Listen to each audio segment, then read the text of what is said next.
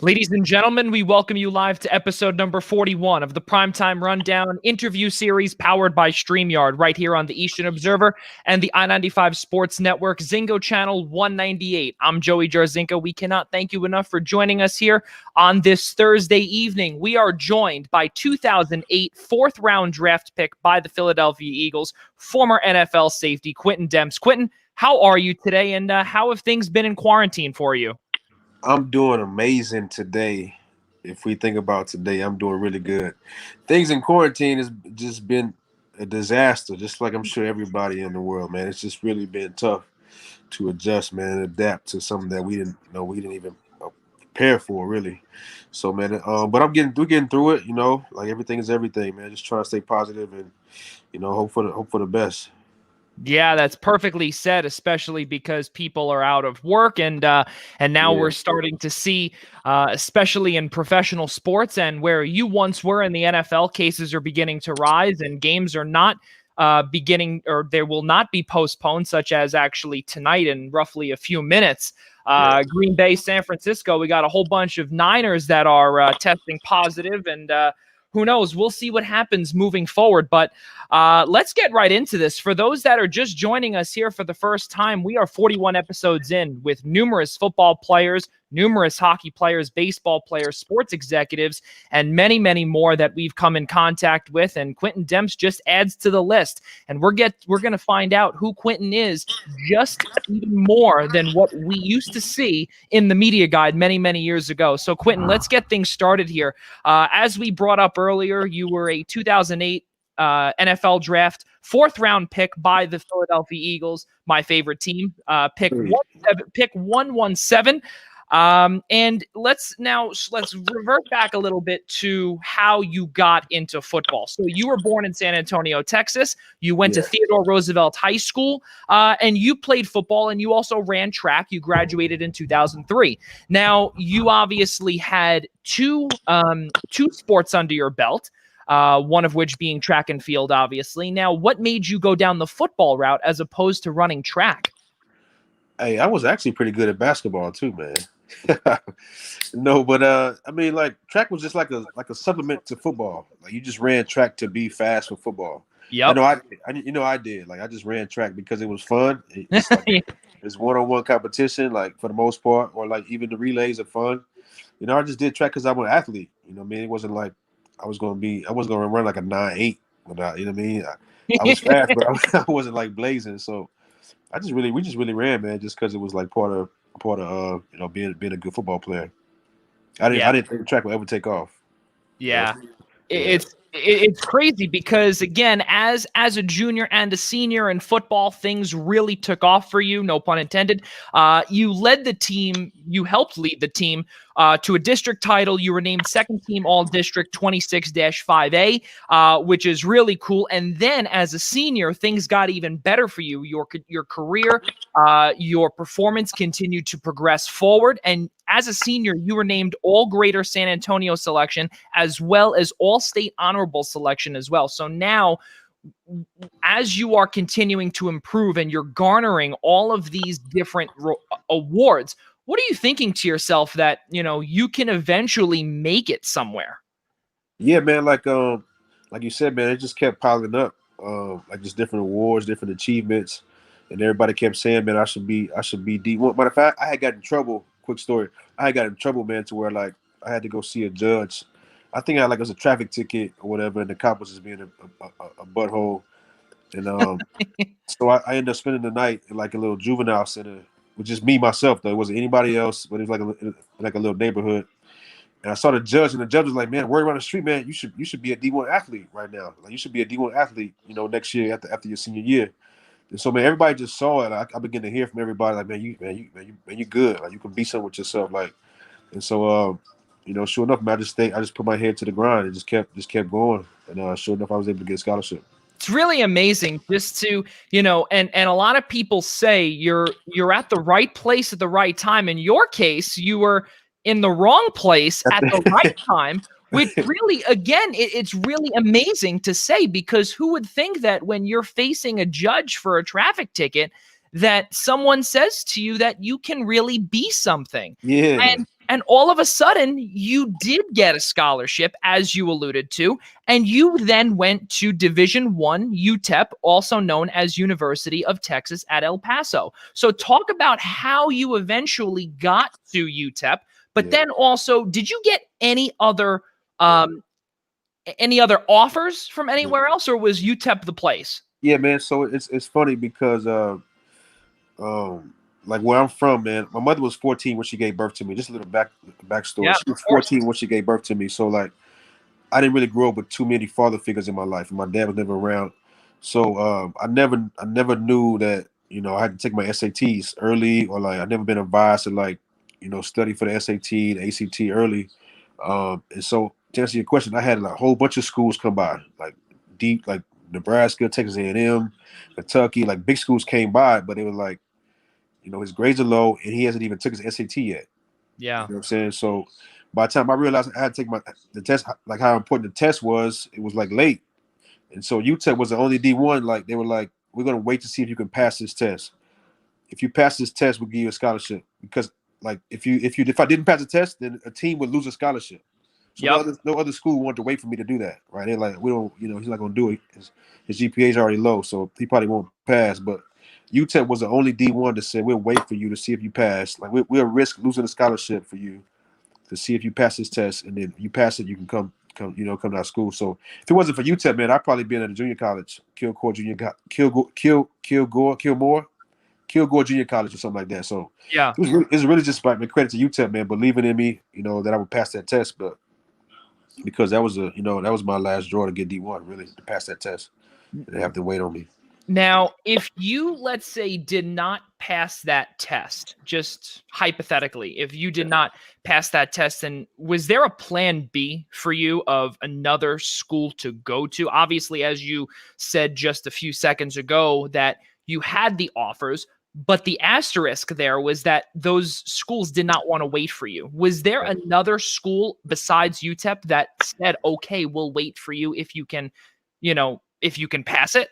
No, UTEP was the only Division I school that decided that was willing to risk losing the scholarship for me to pass the test to see if I pass it or not. It's really, it's amazing to see and again to say that that people took a risk. They took a chance on you, and obviously it paid off because again, you made it to the NFL. We'll get there in just a second, but during your time at UTEP, you were named co-WAC Freshman of the Year in 2004, which is known as the Western Athletic Conference. You also ranked second in school history with 17 interceptions. You earned first team All Conference USA as a senior in 2007, and in that year, in your senior year, you had 2 100-yard interception returns. Now, with that being said, and getting the awards and being placed into the record book at your alma mater, how good does that feel? And did you say to yourself that we're not done here just because you caught 17 interceptions, there was more to achieve? There was more that you wanted to bite at? Yeah, man, it's so crazy, man. Like just hearing all those achievements, I definitely get excited, like, cause just looking back at my past and like, man, I was pretty good. I was pretty good, man. So, that keeps a smile on my face. Man, honestly, man, I didn't really like. I guess my whole life I always dreamed about being a professional athlete, and it really didn't hit me, man, until like my junior year in college that I could be that. You know what I mean? I was just playing ball just because I loved it, like, and I was pretty good at it. Because I mean, everybody told you like, man, nobody can make it. You can't make it. You can't make it. It's 1 in a million. And so I let that just take, that right there took more root in myself than believing that I could make it. But like I said, like you said, man, like just like all those achievements again begin to show me that, hey, man, agents begin to call me.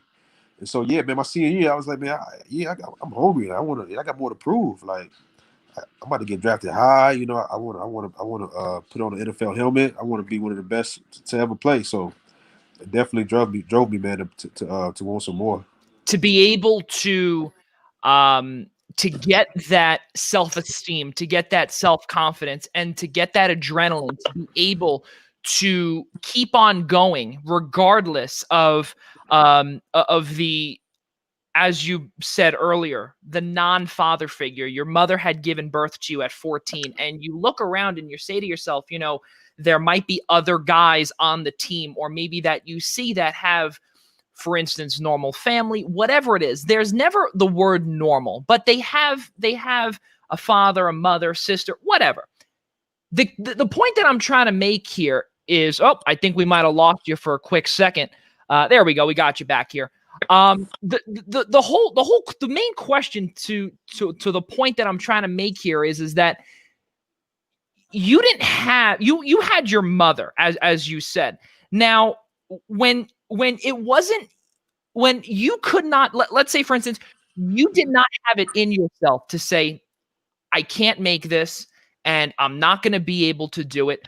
What really drove you to say to yourself, I'm really going to make this and not go to my plan B? Honestly, man, just everybody saying I couldn't make it. Yeah. Just, that and wanting to provide for my mother, like wanting to like give her a better life, was really, those are the things that really pushed me, man. Just wanting to do for my mother, man. Everybody saying I couldn't do it. Like everybody told me, even coaches at UTEP were like, yeah, he's okay, but he probably won't make it to the NFL, or he can't tackle, so he won't make it to the NFL. So like, just all those naysayers, man, really pushed me to prove, like just having something to prove, really got it out of me. I love that. And really, again, for a lot of people now during this pandemic, a lot of people are obviously going through numerous issues, whether it be not being able to get up out of their beds because they think that the world is either going to come to an end, or this pandemic will never end. We have no idea what the deal is. And for you just got the adrenaline at the time where people told you couldn't do it, and you proved them wrong big time, because just the next year after your senior year, you were drafted by the Philadelphia Eagles. And again, a storied franchise. And your first year, again, being drafted by then general manager Tom Heckert, legendary head coach Andy Reid, and of course the legendary late defensive coordinator Jim Johnson. It's really amazing to say that you got there, Quintin. You got there. You played. Your experience was good. You bounced around to a few teams. We'll get to we'll get to the rest of the teams later on, but to start in Philadelphia and to learn under Jim Johnson, what was it like for you, Quintin, to hear your name, that you were heading to a National Football League franchise? Yeah, man, as immature as it may sound, I was pissed off I went so late. I was so, because I ran a fourth. I think it was like two safeties, me and another guy who ran 4.3 at the combine, right? Yeah. And so everybody talking about the 40 time, right? Like, hey man, you ran a 4.3, man. You special. Like, you're gonna go at least first, second round. So I ran a 4.3. I'm thinking, all right, I may go second round. So, and that's back when the draft they had like 2 days, I think. And so I didn't go the first day, man. So I went out, man, and we had drank a lot that night before, and I fell asleep. And so I was asleep, man. So when I got the call, I was asleep. So I didn't wake up. But man, just overall, man, it was one of the best feelings in the world, man. Once I settled down from being in my feelings about not going when I wanted to go. But man, I can't explain it, man. It was like really like, I can't believe this is happening. Like, you mean tomorrow I'm gonna be on a flight to Philadelphia to sign a contract for the Eagles?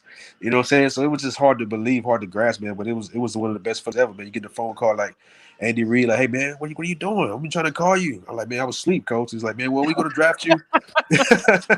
We're gonna draft you, man, and stuff like that. So it was beautiful. It was a beautiful feeling, man, for real. Yeah, and as you said too, the feeling is great, and not only that too. At times, you were obviously used mainly as a kick returner, but again, you came out as a safety. And Quintin, that year was the final year of Weapon X in Philadelphia. Now, you're playing with guys like Asante Samuel, and I'll never forget these names. And I think I'm aging myself almost. It's really crazy. And for the people that are watching, especially Eagles fans that are watching now, You guys played with Quintin Michael, Trent Yeah. Cole, excuse me, Yeah. Jaquith Parker, Mike Patterson. Wow. I remember why, right? Yeah, exactly. Yeah. And not only that, Donovan McNabb as well, just on the opposite side of the football. But going back to Brian Dawkins, and to be able to learn from a pro football Hall of Famer, eventual football Hall of Famer, of course, what was that like for you? And especially, this is something else too that we'll actually ask both questions here. You guys went to the NFC Championship game that year, and unfortunately, you guys fell to the Arizona Cardinals. That was the year that the Cardinals lost to the Steelers, Super Bowl 43. But the whole point is here, you made it in your rookie year. Did you feel spoiled a little bit because you got there so quick, and now you might not get there again? Yeah, I was like, oh, this is easy, man. Like this is what it's gonna be like every year. I got McNabb with Dawkins, like Westbrook and Sante. Man, we got a squad. Like, man, I'm looking forward to be like this is what it's about. Playoff football, NFC Championship game. We're that close. We'll get back next year and beat that team or whatever. Yep. And sure enough, man, went on a drought. So yeah, man, like I definitely got spoiled that first year. Yeah. And to be able to learn from Brian Dawkins, talk about that. And because again, to be able to learn from a Pro Football Hall of Famer is not many people in this world can say that they learned, a lot about the professional game from not only a professional, but one of the best safeties to ever play the game. Yeah, I think what I learned from Brian kept it helped me last 10 years. And it was simple. Take the walkthrough as serious as you do the game. The walkthrough. Yeah. That's how you separate yourself. The walkthrough, the attention to the details of the walkthrough. Like nowadays, the walkthrough is just play around, joking time, right? Brian Dawkins ain't play in the walkthrough. You know what I'm saying? So I took that from him, and that's how I made it. Like that's how I had some of my best games. It's like those little things that I learned in the walkthrough that we probably didn't see in practice, or we probably didn't see. Like all week in practice, we saw him in the game or whatever. Like that little attention to detail helped me prevail, man. 10 years paying attention in the walkthrough. You know what I mean? Like he was locked in the walkthrough. Like it felt like a full speed practice for him. Everybody's like, man, what is he doing? Why is he like everybody chill, B. But he was just so locked in, man, so adamant in the walkthrough. You know what I mean? So just that right there, man, and just being confident and calling the coverages, the checks, like just being that leader back there, that quarterback back there, man. Like watching Brian Dawkins my first year and that first impression of what an NFL safety looks like helped me survive 10 years. Promise you that. And again, to be able to do that in year number one, and you were playing you played in all 16 games. You had in that year, you had 16 tackles. Really, you had one tackle for a loss in 2008 at only age 23, which is really amazing. So, to be able to do that. And now the next question would be, to be able to do that and to learn not only from Brian Dawkins, but also from the late, great Jim Johnson. Yeah. Again, you're learning from multiple greats. You also have Asante Samuel on the team as well, who had won a couple of Super Bowl, or actually had won, at the time, 2 Super Bowls, two with New England. One against the New York Giants, and the other one against the Eagles in 2004. So now you're learning from these guys, and the roster again is just amazing on your side of the ball. But now you're learning from that coach, who at some point we would not be surprised if we see him in the Pro Football Hall of Fame. But talk about what he did for you as a head coach, and the legacy that he left behind when he was not only with the Eagles, but as a coach on this earth. Man, like Jim gave me confidence, man. Jim kind of made me feel like every D coordinator should believe in their players like he believed in me. Like if we can walk into a defensive meeting and our D coordinator believes in us, like Jim believed in his defensive players, every one of us. It didn't matter if you were a special team guy, like he believed in you. You know what I mean? Like no other. And so, man, just having him like just the way he showed his belief in me, man, was so encouraging.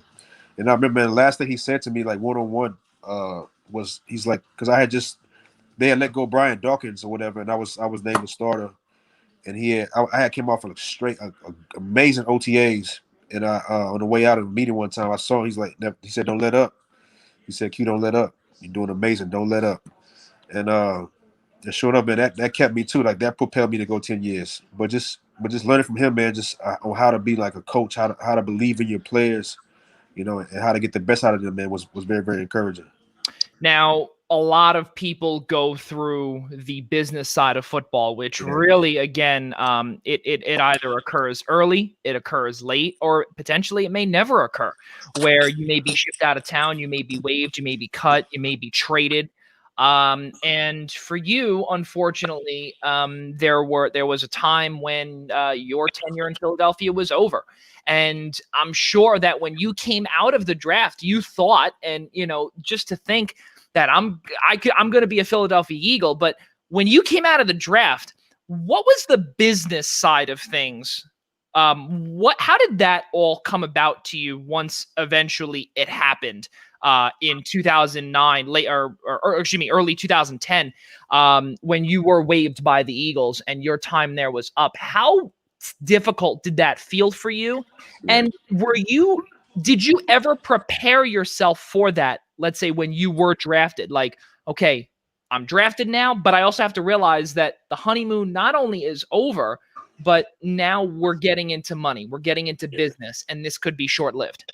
Yeah, man. For my first 2 years in the NFL, I didn't even think about that side of the ball. Like I was just in it, man, being cocky, being myself, man, having fun. Like I belong here. Yeah. You know what I mean? I was just going hard. Like I didn't care about that side.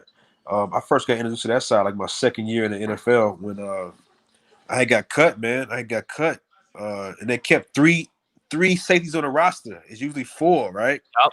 They kept three on the roster that year, man. And I was just like, this is not fair. How do I get cut? I didn't think I ever get cut. You can't cut me. I run 4.3 and I'm a baller. Like what? And sure enough, man, like I got cut, man. That thing devastated me, bro. Like, yeah, it hurt every confidence, every cocky bone I had in my body, man, was destroyed. You know what I mean? So, that really woke me up, man, to the business side of the game that year when they kept three safeties, man, and let me go. It was just devastating to me, man, for real. Yeah, I can't even imagine where again you make the NFC Championship game just a year and a half prior, and then all of a sudden, then they go through a little bit of a change, in 2010 or in just beginning in 2010. And you took a little bit of a different path outside of the NFL for a little bit, and you eventually went to the Hartford Colonials in the United Football League, which is, if I'm not mistaken, I believe that's now defunct. But the Hartford Colonials, you guys played there, or you played there, excuse me, or you signed there, if you will. I don't know if did you ever play a game for them? Yeah, I played. Did, right? Yeah. I played 2 games. Yeah, you played 2 games there before you were signed by the Texans just a couple of weeks later. But you take the path outside of the NFL, and you just said before that your confidence went down, the cocky attitude went down, and you eventually had to get yourself back up, Quintin, and you had to get yourself back onto the I can play football as my job and I can do it. But what made you say we're going to go to the UFL?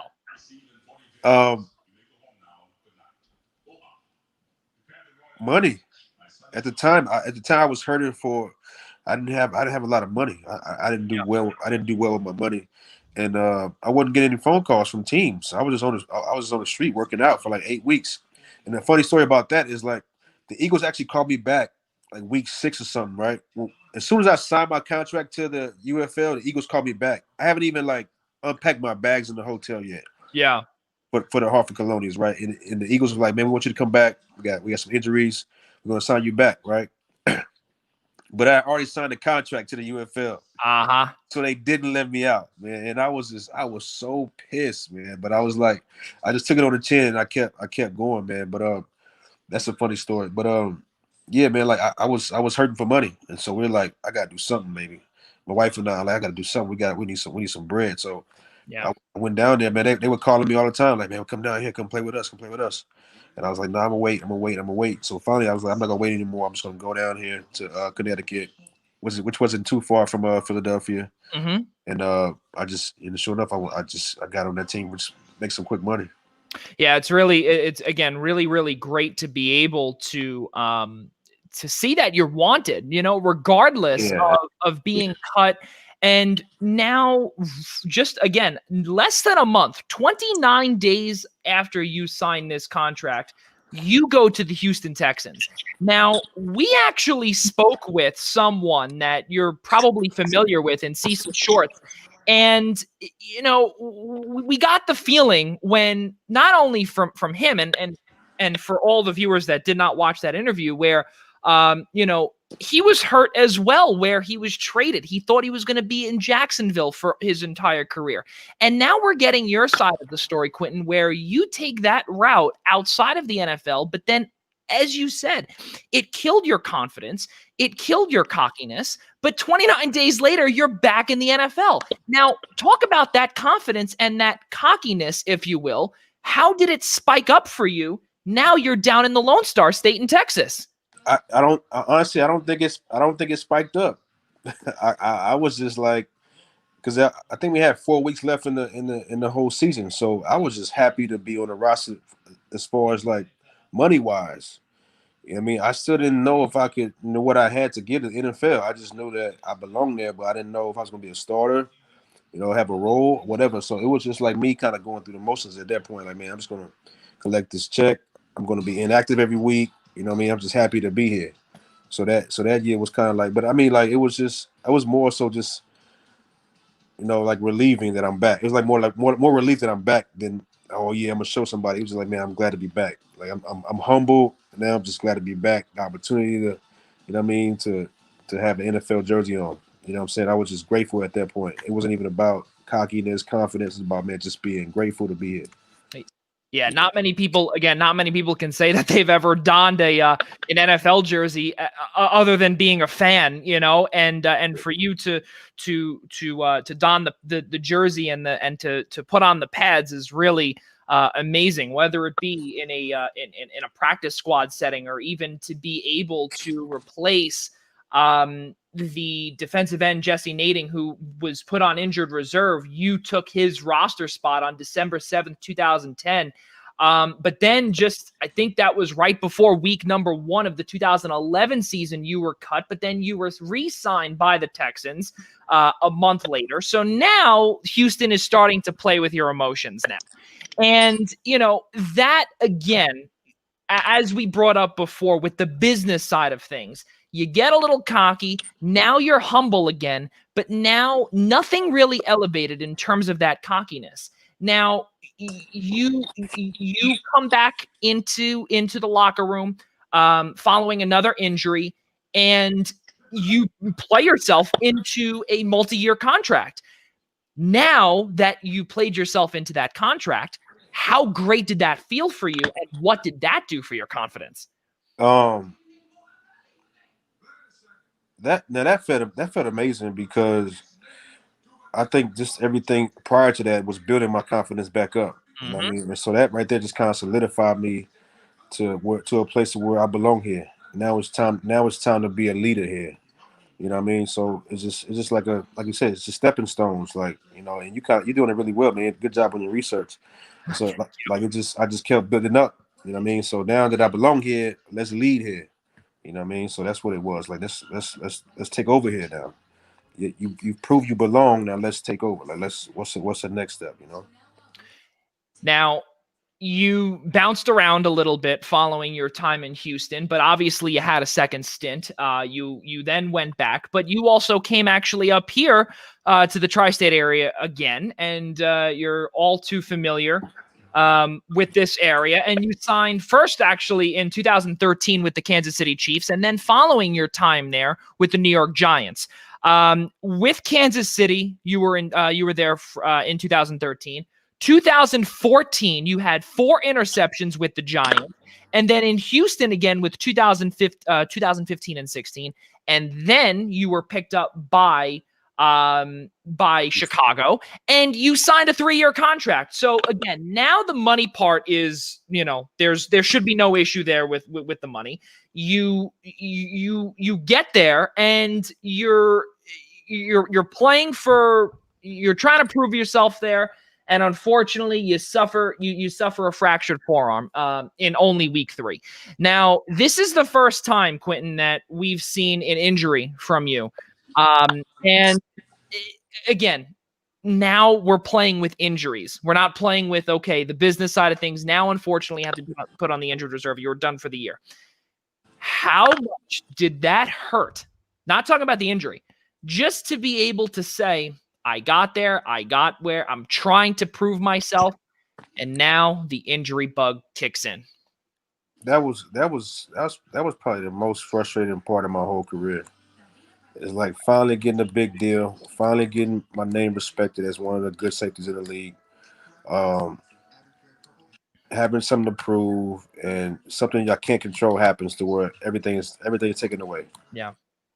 That really put me in a state of depression, man. That put me in a bad place. That whole year, you know what I'm saying? Just because you love the game so much, like we put everything we have into this game, is what people don't realize. And like when it doesn't go how we plan it to go, it's like, especially when we can't control it, man. It's just like it feels unfair. Mm-hmm. I mean, it feels, it doesn't feel right. So that definitely like crushed me, man, to my core.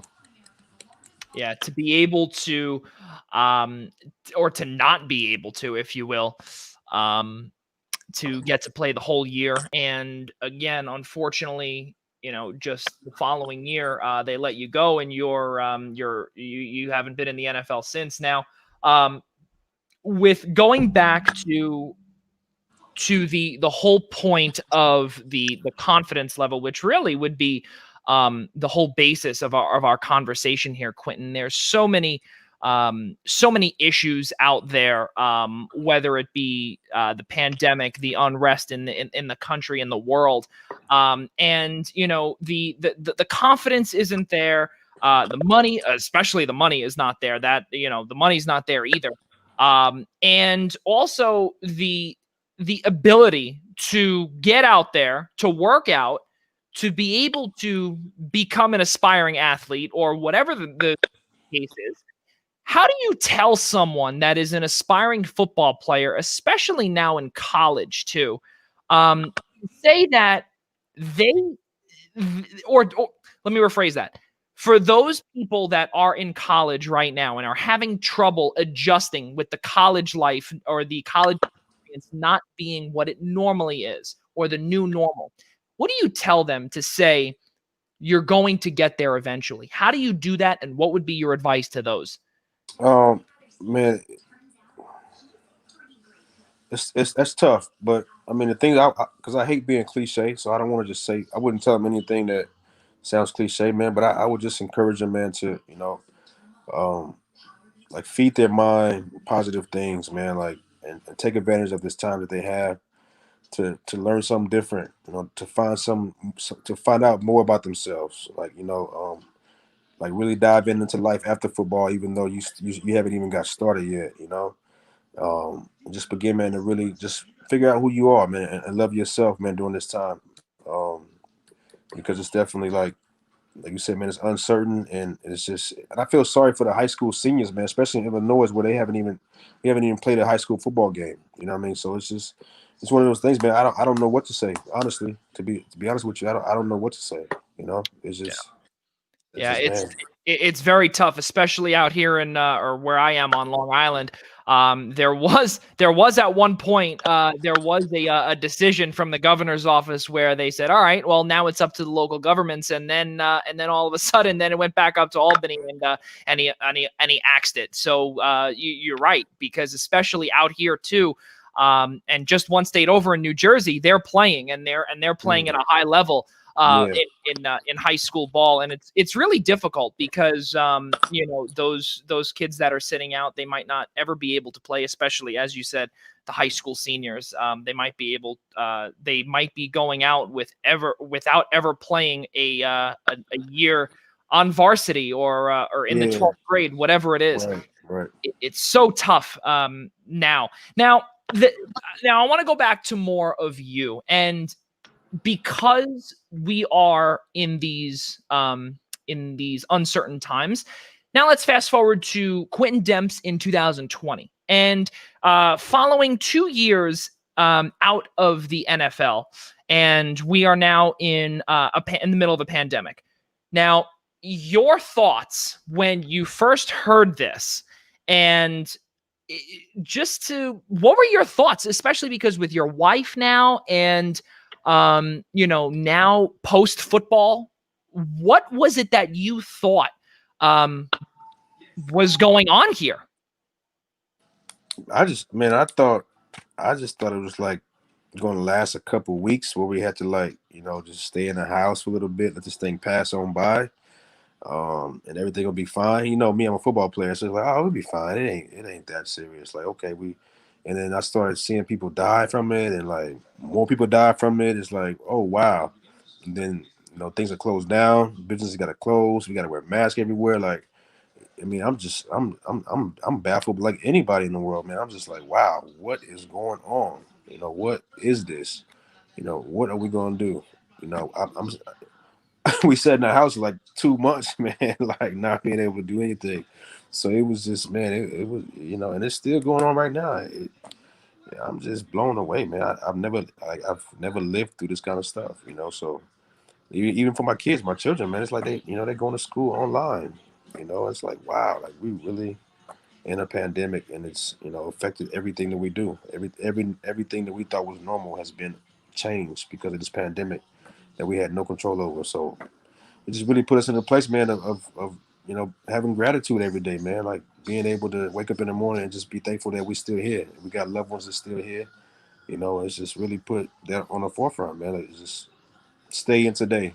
I mean, we don't know what tomorrow. We don't know when things are going to open, but all we have is today with each other. So let's take advantage of it, man, and try to be positive.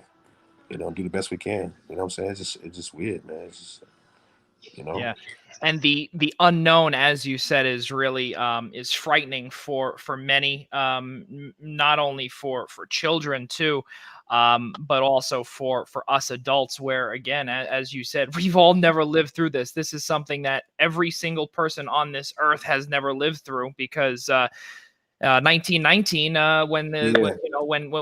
when the first pandemic hit on record, no one is really, I don't think anyone's alive from there. So Yeah. this is all brand new territory. Now, we'll rewind a little bit here, and going back to when you signed that multi-year deal in Chicago, and then following the 2017 season, you played your last snap just before you fractured your forearm.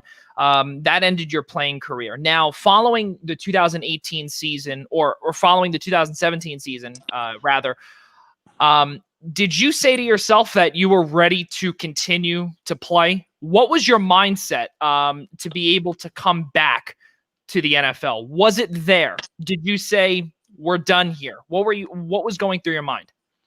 Man, it was a lot going through my mind because I actually had according to the surgery, like because the surgery went bad too, so I ended up having nerve damage in my hand, and so I didn't think I'd be able to play again, and sure enough, I got I just can't, I couldn't play again. Yeah. But just when they first cut me, it was like, oh, somebody will pick me up. Like I wasn't really worried about it. I knew people who, because now it's about that time. It's year 11. I got plenty of contacts in the NFL. All I gotta do is get into a training camp, and I make the team. But so I wasn't really worried about it as I was back, prior in my early years. But it was more so about me performing now with this injury, like the nerve damage and stuff like that. So I was worried about, like, man, maybe this is my last year. Maybe I'm done. You know what I mean? So I dealt with that whole time. That whole process was kind of nerve wracking within myself, man. Like, when can I play again? Type of Yeah. stuff. It's really tough to be able to now. when you came to terms with the fact that it was over for you, and now coming full circle in terms of your career, your football life, what was post playing career Quintin Demps thinking? Were you thinking maybe you can go into coaching? Maybe you can be an executive. Maybe you could be a coach. What went through your mind following that 2017 season? Well, like even that whole year while I was on injured reserve, I still went into meetings and stuff like that. But in that time, I was planning on, like, I was studying to be a scout. Like, I don't want to tell my teammates, but I wasn't paying attention to the pre. I mean to the install. I was in there, researching, how to be an NFL scout and stuff like that. So I thought about doing that, man. I thought about, just really pursuing my passion of music, and it's crazy because here I am, like 2.5 years out, and I still don't know what I'm going to do.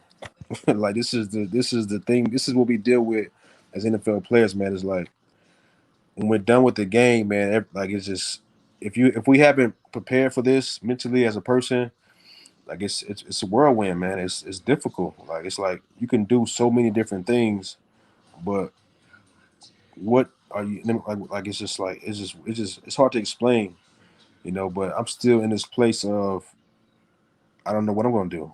Like I don't know. I thought about, like, even like this last 2 months, I went around a couple of schools to see if I can get hired for coaching. Nobody wants to hire me for coaching. Like I don't know if it's COVID, but like, so it's just like I don't know, man. It's definitely tough when you retire, man, to figure things out, and it takes time. It takes patience. It takes perseverance, and nothing is shit for me yet. But I'm gonna keep pressing, until I figure out what's next. Keep striving for greatness, the Mamba mentality, all of the above. Because again, for not only for you, Quintin, but for many others, and you brought up, how it could be COVID, it could be, maybe you're not doing something right. I can attest to that because there's so many people out there that are, and even organizations, schools, whatever the case may be. They're looking to subtract, and unfortunately, because of money, we are in such a devastating time where it's so tough. But as you said, though, and you said those words perfectly, and for all of those that are watching out there, aspiring athletes, broadcasters, journalists, whatever it may be, or maybe even aspiring bodybuilders or whatever it is that want to work out and want to be bigger or whatever. It's not going to happen overnight. You have to make sure that you just, as Quintin said, keep on pressing. You'll eventually get there. Now, I have to ask you this. Now, before football and when you were at UTEP, if, let's say, for instance, football never occurred for you, what was your plan B? Music. Music. Now, I almost left UTEP to pursue my music career. I definitely have a passion and love for music. And what would be the preferred genre? I wouldn't put myself in a box. I mean, me performing wise, I definitely wouldn't put myself in a box as far as genres. But because I see music as like universal. So the whole thing would be like to not me just being an artist, but me having a record label, signing different people who a country musician or like it's whatever. Like if you're talented, you're talented, So I mean, just me personally, I would do hip hop for sure, but because I'm not gifted with country and stuff like that, but I would sign people who did all kind of genres. Like I wouldn't just put myself in a hip hop box as far as like, signing other artists and developing them. So that to answer your question, I would say music. Music, yeah, that's really, really amazing. To be able to again pursue that. And have you ever thought about going back down that route, especially because we're seeing numerous artists come out with record labels, multiple songs, and they're getting compensated for it. They're getting recognized out there, and especially with a name like yours that is very noticeable to many football fans. What makes you think that a music career might not work for you? I think it might. Who knows? What are your thoughts on that, Quintin? I've tried it, man, and I'm still trying. It's just hard, man. Yeah. It's like the NFL again. You know what I mean? I don't know Yeah. if I have that grind, you know, Yeah. and that's what the world is telling me. That's what life is telling me is that I gotta maintain that grind for the rest of my life. Like you can't take. I mean, you gotta do that. You gotta have that sacrifice, that discipline, whatever you want to be successful in. If you want to be a bodybuilder, you want to be big or whatever, you gotta have that kind of grind, man. And so I'm trying to break into the music industry without that grind. And it's like, nah, that's not gonna happen. You gotta go. If not, you gotta even go harder because the music is even more, you know what I mean, of a business and cutthroat. So it's just like, man, it's tough, you know. So I'm Yeah. like, man, let me go coach. That's easier, you know what I'm saying? So Yeah, and not only that too, allowing a or even hiring rather a former NFL player, you would think that would be I don't know, in the bag hire because you're bringing an NFL playbook into high school that's really really amazing, and you can be a leader that not only you are a leader, but now you're showing and you're giving back to the kids there, which really is would be an amazing thing, and I'm sure that it will happen for you one of these days. There's no doubt about it. And again, for everyone out there, that includes you, Quintin. Will just hold on, and for you'll sure. get there in due time. There's no doubt about it. The big man upstairs, God, has a plan for all of us, as numerous people say. So that would definitely be pretty cool thing. Now, to conclude our little conversation here, you look at something that we look at something that you mentioned earlier about your mom raising you, not really having that father figure, and having you at 14 years old. Your biggest inspiration in life to help you achieve your goals. Who would that be? I think I answered the question, but is it your mom is the one that would be your biggest inspiration, or is there somebody else out there that you'd like to tell us who was your biggest inspiration to eventually get to the NFL? I mean, the cliche answer would be my mother. I mean, not cliche because that's a real answer. Yeah. She was definitely my inspiration. But as I look back, man, it's the man in the mirror was my biggest inspiration. You know what I'm saying? Like just proving it to that guy. Like I was always like, I got to prove it to myself that I can start in the NFL, or that I can, you know what I mean, reach my goals. Like I got to prove it to him. Like everybody else, they matter, but like do it for you. Like show yourself how much you want your grind to work for you. You know how much you're not eating any bad food for 6 months.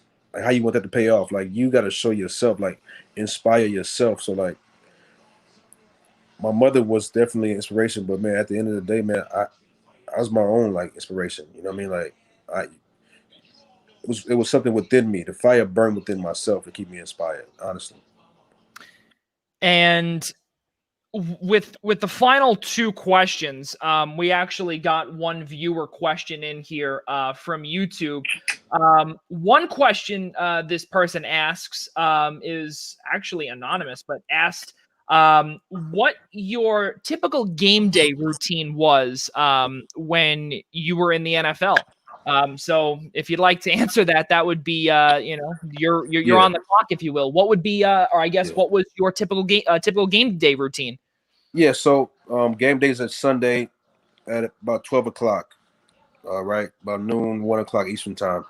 So I would get up in the morning, take me a shower, um, and meditate. I would meditate, and I would get on a phone call with a like a life coach or like somebody an inspirer, right? And we would speak these mantras out loud. You know, she would ask me like, "What's your motivation for the day? What's your intention for the day?" And I would tell her that, and she would advise me to keep saying it till it meant like I'm the best in the league. I'm the best in the league. So I would do that every morning before the game, and then I would get fly, man. I put some good music on, put some Future on in my hotel, whatever I liked at the time. Get real fly, man. Get real confident, you know. Then get to the facility, and then man, just get dressed, go through my routine with my stretches, uh, my weightlifting, my abs, just whatever I did as far as that. But the main thing was at that hotel was getting ready every morning, man, speaking the mantras that morning out loud repeatedly, and really getting my brain and my mind ready for performance in a couple hours. That's what I would like to share about my routine, was that how important the mantras were on game day. Yeah, and to really settle in as well, and to get everything off of your mind is really another challenge too, to be able to really get everything out of your mind, and to have that game day motivation and that game day mind too, to be able to tune out the noise, Yeah, and especially to be able to play in front of thousands and thousands of fans. And when we say thousands, we mean like 60, 70, 80,000 fans in certain buildings. Now, the last question that we got is actually from my cousin here. that's very, very close to home. But my cousin asks you this: playing in front of 60 to 70,000 fans, what was that feeling like for you? Exactly verbatim. Yeah. What was that feeling like for you, playing in front of all those fans? and it's funny you asked that, because right now it's no fans in the stadium, and, Yeah. and for safety, we need the fans. Like, it's for a defensive player, man. The fans are everything, and that feeling, man, is indescribable, especially in the playoffs when the stadium is rocking on third down. Fans have got so much energy, man. I know my brothers in the league right now are missing, especially on the defensive side of the ball. They are missing the fans, man. Like, the fans are one of the most important aspects of the game, and like, just having that crowd behind you on that 3rd and 7, man, getting that offense rattled, ready to go. That's the adrenaline I've been chasing since I retired, man. Honestly, like, that adrenaline right there, man, is priceless. Seriously. Yeah. Yeah. So to conclude our conversation, and we can thank our viewers out there. Really appreciate you asking those questions, because always fan interaction and human interaction, especially now, is really dire during these times. Now, my last question to you would be, during these times, again, there were so many things that you could have done, which was, sit around the house, do nothing, or work on some home projects, or quality family time, TV shows, Netflix, Hulu, Disney Plus, whatever the case was, Quintin. And what has it been like for you with your family? What have you done? Were there any new hobbies that you've taken up, or certain family time, quality family time that you normally wouldn't get when the world is turning? Yeah, I learned how to be a teacher. Yeah. I gotta teach my kids school. I got just going like being with them through the Zoom classes. That's something new that I picked up, man. But just like I retired, man, I've been working on myself, man. Just reading books, drawing, man, researching new things, learning about new stuff, and just things like that, man. Keeping busy, keeping my mind busy with growing, man. I always wanted to grow, in every area of my life. So that's kind of what I've been doing, man. Yeah, that's really amazing. And I hope not only myself, but I know all the people out there that have been watching really hope that you get to where you want to get to, especially in your post-football career, whether it be coaching, teaching, or your music career, or whatever it may be. We do hope that you eventually get there, and I know for a fact you will. I sense that in our pre-camera chats over text, and Quintin Demps, ladies and gentlemen. Quintin, I really appreciate you coming on and telling your story. Is really an amazing one, and we really appreciate it. Man, thank you for having me, man. Seriously, I appreciate it. I'm glad it all worked out too, man. Absolutely. Yes. And just before you go, we want to let everyone know next Thursday night, right here on the Eastern Observer and the I-95 Sports Network, we will be welcoming the Toronto Blue Jays radio voice, Ben Wagner, to the show. He'll be coming on. That will be episode number 42, Thursday, November 12th at 8 p.m. right here on the Eastern Observer. Also, tomorrow night is our main podcast. I'll be hosting that, of course, the Primetime Rundown, powered by StreamYard, right here at 6 p.m. on the Eastern Observer and the I-95 Sports Network. Ladies and gentlemen, for Quintin Demps, I'm Joey Jarzynka, and for all of us at the Blackjack Media Group, we'll see you next time. Thank you, man. Appreciate it. Thank you.